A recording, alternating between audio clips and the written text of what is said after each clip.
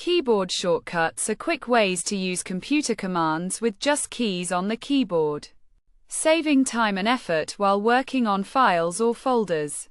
Copy and paste using Ctrl+C and Ctrl+V on Windows, or Command+C and Command+V on Mac.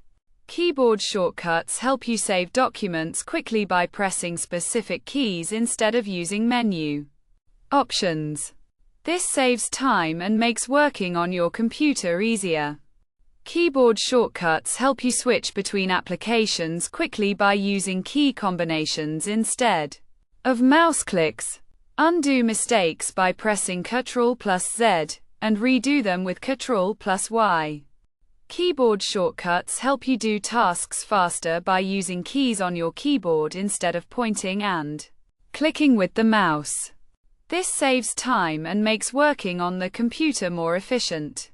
Keyboard shortcuts can help you perform tasks faster by using combinations of keys instead of mouse clicks.